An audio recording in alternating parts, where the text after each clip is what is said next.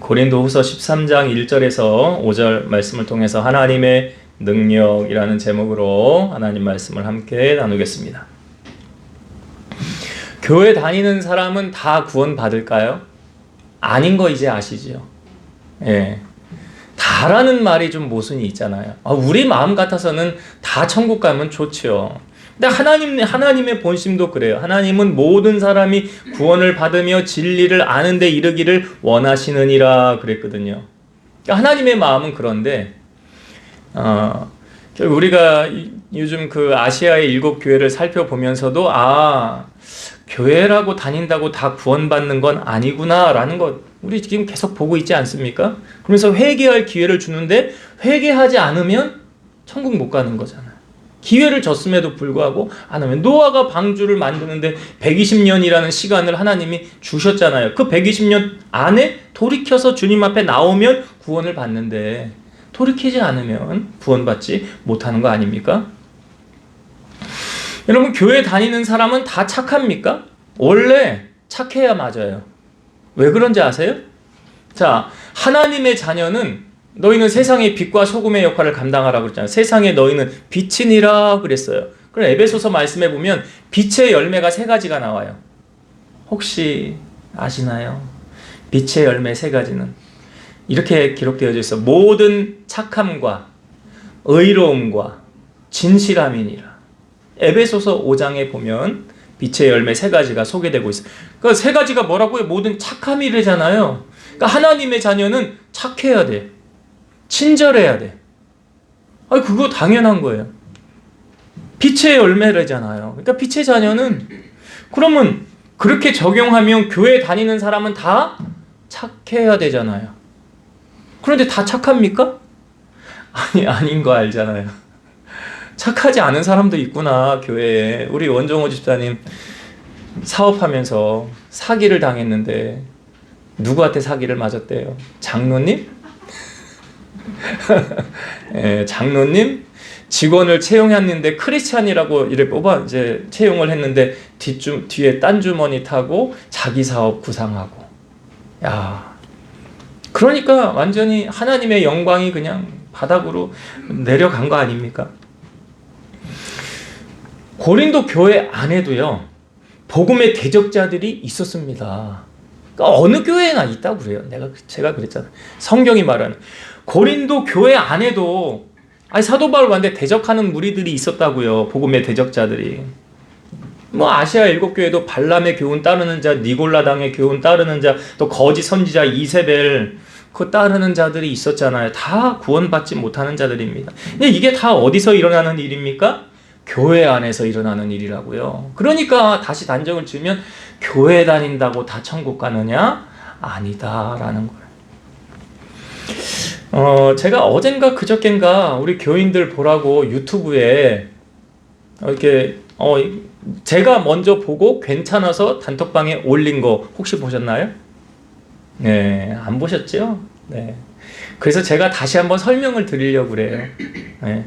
왜 설명을 드리려고 하냐면, 지혜로운 성도가 돼야 되겠구나. 지혜로운 자로 살아야 되겠구나. 그러니까 이게 제목이 이거였잖아요. 하나님이 절대로 돕지 말라라고 한 5가지 유형의 사람들. 이게 분별을 할 줄 알아야 되는.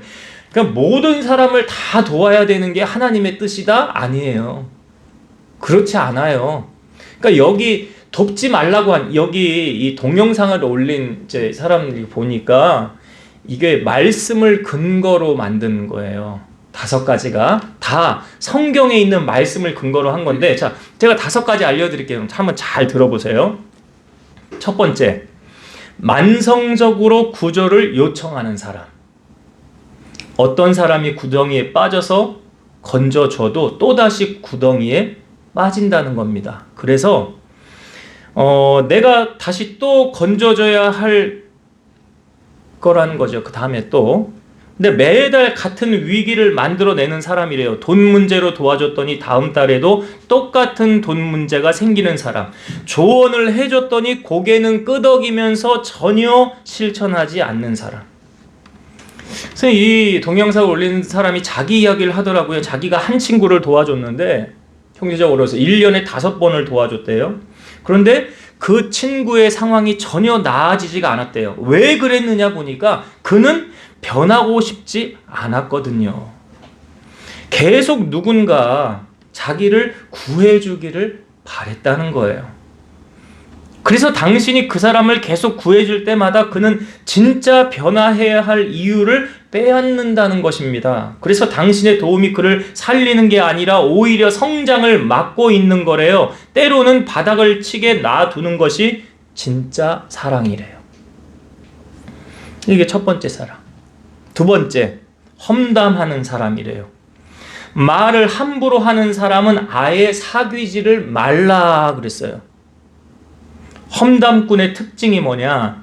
그는 처음에 아주 친밀하게 다가옵니다. 당신에게 다른 사람 이야기를 해주면서 동맹을 맺으려고 해요. 이렇게 접근을 하죠. 우리끼리 얘긴데 너만 알고 있어 라는 말을 자주 씁니다. 그런데 생각해 보세요. 그 사람이 다른 이야기를 당신에게 한다면 당신 이야기도 다른 사람에게 하고 있다는 거예요. 이게 100%라는 거예요. 더 무서운 건 이런 사람을 도와주면 당신의 친절 자체가 스토리가 된다는 거예요. 그래서 험담하는 자를 도우면 돕는 그 사람이 피해자가 된다고 합니다. 그래서 스스로 그들에게 가장 필요한 건 입을 다무는 법을 배우는 거래요.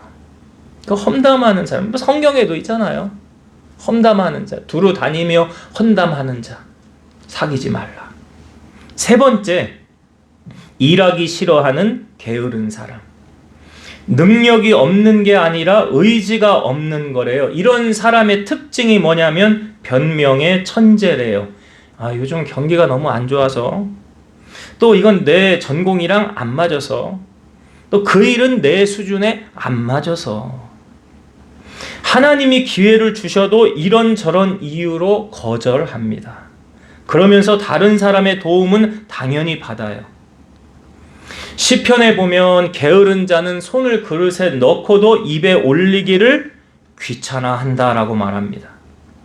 이런 사람을 도우면 1차적으로 그의 배를 채울 수는 있어요. 하지만 그가 스스로 물고기 잡는 법을 배울 동기를 빼앗아 가는 겁니다. 그는 평생 당신에게 의존하거나 당신이 지쳐서 떠나면 다른 호구를 찾아 떠난다는 거예요. 사랑은 때로는 단호해야 합니다. 일하기 싫어하는 자에게 밥을 주지 않는 것, 이것이 그를 성장시키는 진짜 사랑입니다. 세 번째가 비웃는 사람이래요. 비웃는 사람. 이 사람의 특징은 뭐냐면 조언을 구하는 것처럼 다가온다는 거예요. 그래서 처음부터 조언을 구하는 게 아니라 자기 생각을 확인받고 싶어서 그렇게 묻는다는 거죠. 그래서 동의를 해주지 않으면 논쟁을 시작하거나 상대방을 무식한 사람 취급합니다. 예수님은 산성수훈에 이렇게 말씀하셨죠. 거룩한 것을 개에게 주지 말며 너희 진주를 돼지 앞에 던지지 말라. 비웃는 자에게 진주 같은 조언을 던지면 그들은 그것을 밟아버리고 돌이켜 당신을 물어 뜯을 것입니다. 그래서 잠언의 말씀에도 보면 미련한 자에게는 충고하지 말라 그러죠. 오히려 미움을 받을 것이라. 지혜로운 자에게 충고하라. 그러면 사랑을 받는다. 그래서 당신의 지혜는 소중하기 때문에 받을 준비가 된 사람에게 그 지혜를 주라 라고 말하고 있어요. 자, 마지막으로 다섯 번째, 이런 사람 도우면 안 됩니다. 끊임없이 불평하는 사람. 끊임없이 불평만 하는 사람. 이런 사람들의 특징이 있는데 뭐냐면 해결책을 원하지 않고요, 청중을 원한대요. 그러니까 당신이 아무리 좋은 해결책을 제시해도 그건 안 돼. 해봤는데 안 돼. 에이, 넌 모르니까 그러지. 왜 이렇게 얘기를 하냐면 문제가 해결되고 나면 불평할 거리가 없어지기 때문에 불평 자체가 그들의 정체성이 돼 버렸다는 것입니다. 자, 이런 사람 옆에 있으면 당신의 에너지가 빨려 나간다고 그래요. 그러니까 만나고 나면 지치고 대화하고 나면 우울해지고 심지어 당신까지 불평쟁이가 된다. 여러분, 부정적인 에너지는요, 전염성이 강합니다. 그래서 불평하는 자와 함께하면 함께 올무에 빠진다는 거예요. 그들을 돕겠다고 곁에 있다가 당신이 그들처럼 되어버린다는 것입니다. 이것이 바로 하나님께서 거리를 두라고 하신 이유예요. 착하게 사는 것과 지혜롭게 사는 것은 다른 겁니다. 우리가 우리의 삶을 돌아봐야 합니다. 누가 나의 에너지를 빼앗고 있지는 않은지, 누가 받기만 하고 절대로 변하지는 않는지, 당신의 조언을 구하고서 혹시 비웃고 있지는 않는지, 그 사람에게 건강한 경계를 세우는 것은 죄가 아닙니다. 그것도 하나님의 지혜를 따르는 것이다. 자, 여러분, 제가 이제 요약을 해서 말씀드렸는데 한 번 더 자세하게 아시려면 여러분들이 동영상 들어가서 클릭하면 바로 나와요. 예. 궁금하시면 한 번 더 찾아보시기 바랍니다. 그래서 왜 제가 이 말씀을 드리냐면 우리가 이 땅에 살면서 지혜로운 성도가 되어야 되잖아요. 분별할 줄 아는 성도가 되어야 되잖아요. 왜? 고린도 교회 안에도 이런 사람들이 있었다는 거예요. 아니, 고린도 교회 안에만 있습니까? 온 교회 안에 다 있어요. 있다고요. 예수님께서 제자들을 세상에 보내시면서 양을 이리 가운데 보냄과 같도다. 그래서 너희들 뱀처럼 지혜롭고 비둘기처럼 순결하라 하셨잖아요. 오늘 본문은 바울이요, 이제 고린도 후서가 13장 마지막 장 아닙니까? 사도 바울이 두 번째로 고린도를 방문했었을 때 우리가 고린도 후서 2장, 1장, 2장 여기에서 사도 바울이 고린도 교회를 두 번째로 방문했을 때 어떠했는지 우리가 말씀을 나눈 적이 있는데요. 두 번째로 방문했을 때는 그 고린도 교인들이 그 삶의 변화가 일어나기를 원했지만 그렇게 되지 않았다는 거예요. 오히려 사도 바울은 근심만, 마음의 무거움만 지고 돌아오게 됐다는 거예요. 그래서 사도 바울이 편지를 써서 보내잖아요. 디도편에 편지를 써서 보냈는데, 그러니까 어떤 편지의 내용이었겠습니까? 고린도 교인들을 심하게 책망하는 편지의 내용이에요. 그러니까 이 편지를 가지고 디도가 가서 고린도 교인들에게 전달해 주었는데, 바울의 편지를 받고 나서 고린도 교인들이 회개하고 화해가 이루어졌다는 기쁜 소식을 이제 나중에 디도가 와서 사도 바울에게 알려주었다는 거예요. 그래서 사도 바울이 오늘 고린도 후서 이제 결론을 맺으면서 내가 두 번째 방문했을 때처럼 똑같은 실수를 이제 반복하지 않으리라 라고 말하면서, 자, 1절과 2절 다시 한번 보겠습니다. 사도 바울이 이제 어떻게 한다라고 말하는지 13장 1절과 2절. 내가 이제 세 번째 너희에게 가리니 두세 증인의 입으로 말마다 확정하리라. 내가 이미 말하였거니와 지금 떠나 있으나 두 번째 대면하였을 때와 같이 전에 죄 지은 자들과 그 남은 모든 사람에게 미리 말하노니 내가 다시 가면 용서하지 아니하리라. 이제 사도 바울이 세 번째로 내가 너희에게 간다라고 말하죠. 예. 두 번째 갔을 때처럼 하지 않는다라고 말하는, 두 번째 갔을 때는 오히려 문제 해결되지 않고 사도 바울의 마음만 무거워져서 돌아오게 되었거든요. 이제 그렇게 하지 않겠다는 거예요. 똑같은 실수를 내가 두 번 반복하지 아니하리라 그러면서 2절의 후반절에 보니까 내가 다시 가면 용서하지 아니하리라 이렇게 나오잖아요. 이게 어떤 의미를 담고 있냐면, 자, 이제 출교의 형식으로 교회로부터 착출하는 것, 이게 뭡니까? 쉽게 말하면 교회에서 쫓아낸다는 거예요. 너는 이 교회 다닐 자격 없어. 쫓아낸다는 거예요. 또 한 가지는 엄한 책망을 통해 범죄자 스스로가 교회를 떠나 사탄에게 넘어져 멸망당하도록 내버려 두는 것. 그러니까 많은 사람들이 있는 앞에서 여기 엄한 책망을 한다는 거예요. 그러면 그 사람이 쥐구멍이라도 들어가고 싶을 거 아닙니까? 그러면 나 이제 창피해서 여기 더는 못 있겠다 하고 스스로 나가는 거예요. 스스로 나가. 그러니까 사도 바울은 왜 이러한 결단을 지금 하려고 하느냐? 여러분, 음식이에요. 오래 내비두면 뭐가 핍니까? 상하면. 곰팡이가 피죠. 자, 곰팡이가 처음에 어떻게 생겨요? 점처럼 아주 작게 생기죠. 그래도 가만히 내버려 두면 어떻게 돼요? 그게 점점점 커져가지고 나중에는 전체를 감싸죠. 예. 그 성경에 이런 원리가 있잖아요. 적은 누룩이 온 덩이에 퍼지느니라. 갈라디아서 5장 9절. 그래서 어떻게 하라고 말하느냐? 갈라디아서 5장 12절.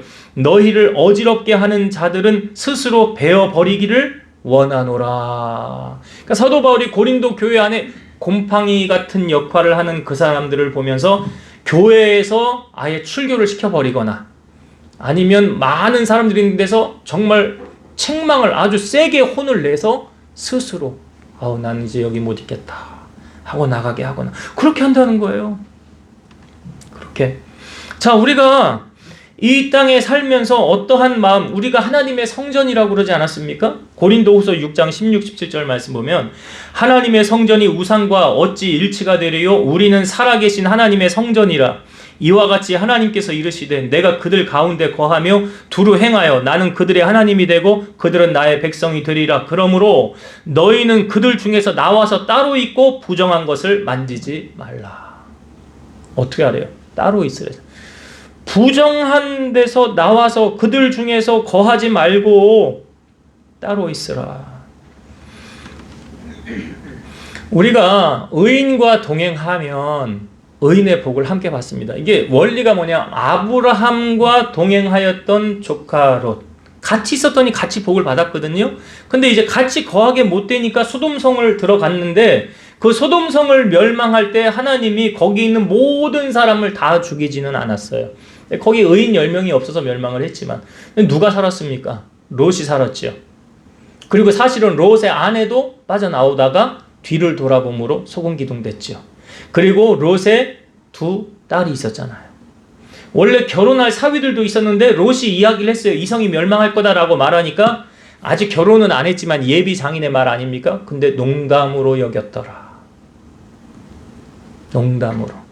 그러니까 그 죽은 거지요, 결국은. 그 소돔성 멸망할 때. 그러니까 롯하고 두 딸이 사는데 성경은 이렇게 말하죠. 롯이 산 건 누구 때문에 산 거냐? 아브라함 때문에. 하나님이 아브라함을 생각하사 롯을 그 엎으시는 중에서 꺼내셨더라.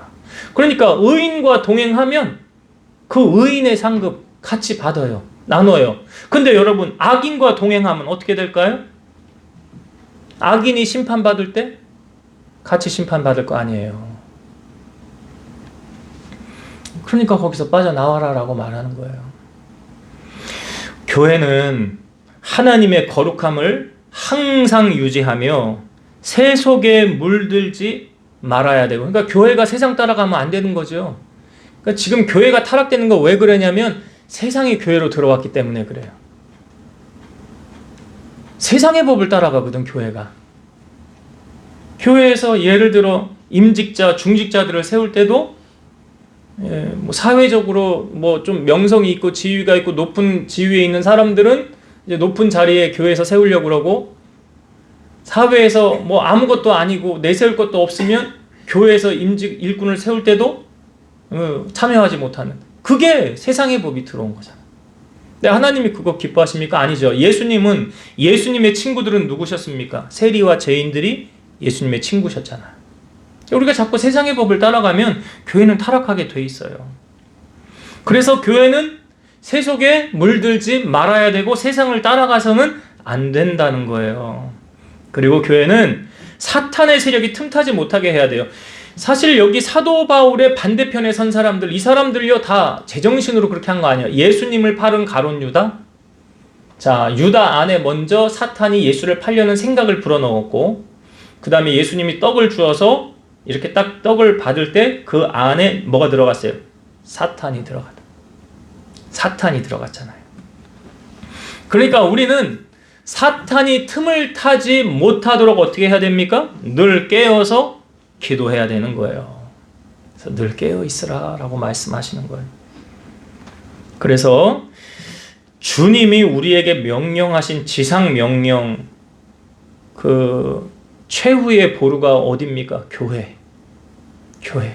교회는 항상 하나님의 거룩함을 유지하고, 솔로몬이 성전을 지었을 때 하나님이 하신 말씀이 무엇입니까? 내 눈과 내 귀가 여기 너희와 항상 함께 있을 것이라. 그래서 여호와는 성전에 계시니 라는 말씀이잖아요. 그러니까 하나님이 함께하는 거룩한 교회가 되어지도록 우리가 힘써야 된다. 사도 바울이 지금 왜 이렇게 세 번째 갈 때 왜 이렇게 한다고 하느냐? 교회를 바로 세워나가기 위함이죠. 교회를 바로 세워나가기. 우리가 앞부분에 사도 바울이 고난받는 거, 너무나 많은 고난을 당했던 거 우리가 나누지 않았습니까? 11장에 우리가 나왔잖아요. 근데 사도 바울이 여러 많은 고난을 당하였음에도 불구하고 자기 마음속에 항상 눌리는 일이 있는데 그게 뭐래요? 자기 마음 가운데 눌리는 일이 뭐래요? 교회를 염려하는 것이라. 11장 28절에 나오지요? 이외의 일은 고사하고 날마다 내 속에 눌리는 일이 있으니 모든 교회를 위하여 염려하는 것이라.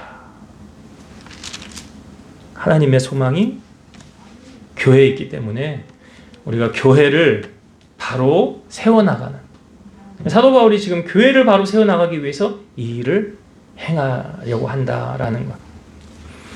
그거 한 가지 은혜를 나누고요. 또 한 가지, 자, 사도 바울이 고린도 교인들을 향해 강조하는 것이 있어요. 뭘 강조합니까? 5절의 말씀. 우리가 이 말씀은 몇 주 전에도 한 주간 묵상할 말씀으로 나누었는데요. 한번 같이 읽어보겠습니다. 13장 5절 시작. 너희는 믿음 안에 있는가? 너희 자신을 시험하고 너희 자신을 확증하라. 예수 그리스도께서 너희 안에 계신 줄을 너희가 스스로 알지 못하느냐? 그렇지 않으면 너희는 버림받은 자니라. 자, 무엇을 점검하라는 거예요? 뭘 점검하라고요? 내가 지금 믿음이 있는가 없는가. 예. 자, 여러분, 제가 확실하게 여러분들이 믿음이 있는지 없는지 점검할 수 있는 한 가지 방법 알려드릴게요. 나는 오늘 죽어도 천국 간다. 아멘입니까? 예, 그럼 믿음 있는 거예요. 그거 왜 그러냐? 왜 그게 믿음이 있고 믿음이 없느냐? 자, 구원은 뭘로 받습니까? 돈으로도 못 가요. 하나님 나라. 힘으로도 못 가요. 하나님 나라. 거듭나면 가는 나라. 하나님 나라. 믿음으로 가는 나라. 하나님 나라. 하나님 나라 뭘로 가요? 믿음으로 간대잖아. 에베소서 2장 8절 너희는 그 은혜에 의하여 믿음으로 말미암아 구원을 받았으니 너희에게서 난 것이 아니요 하나님의 선물이라. 그 구원은 믿음으로 받는 거거든요.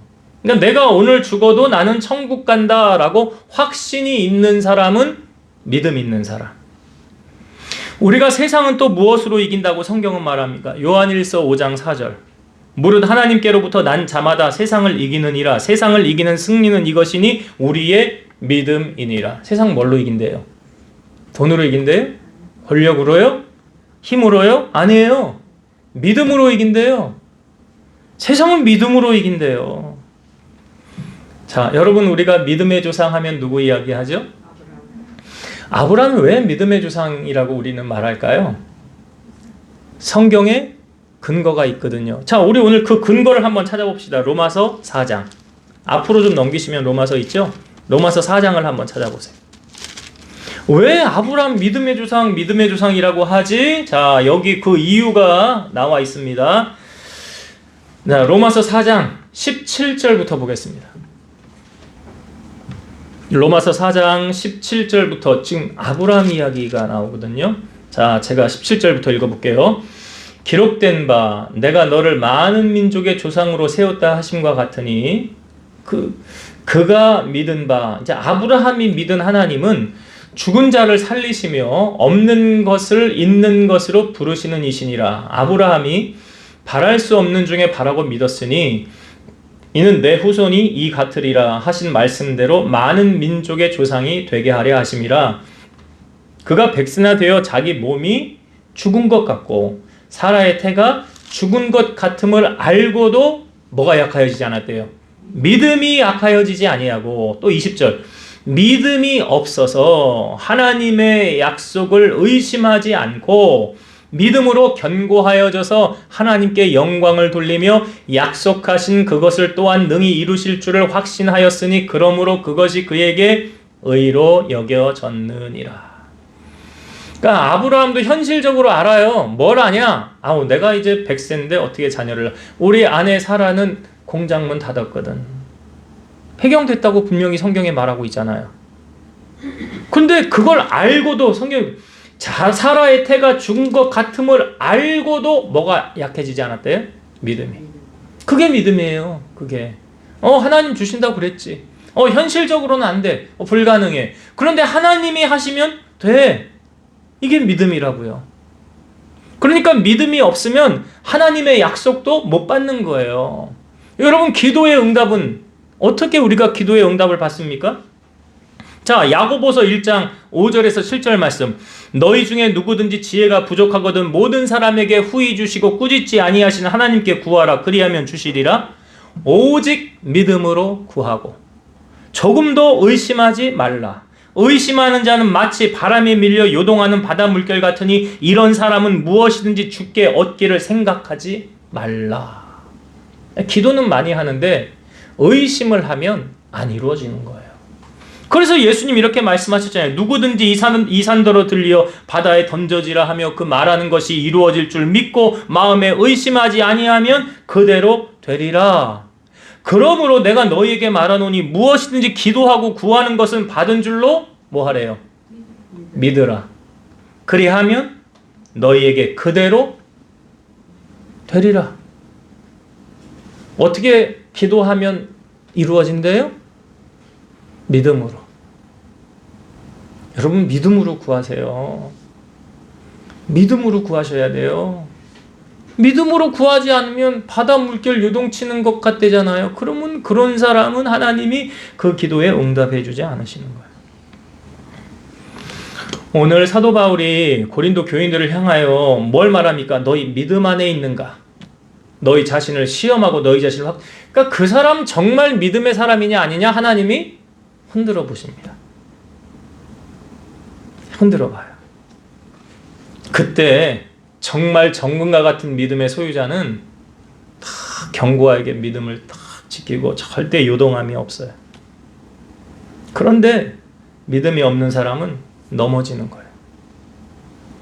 이리 넘어지고 저리 환경이 좋으면 할렐루야 하고 환경이 어려우면 내게 어려운 고난이 닥치면 불평하고 원망하고 그건 믿음의 사람이 아니에요.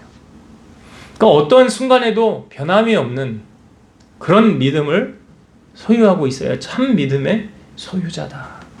오늘 사도 바울이 얼마나 믿음을 강조하면서 세게 말합니까? 이게 참 센 말씀이에요. 13장 5절이. 너희 믿음 안에 있는가 시험하고 너희 자신을 확증하라.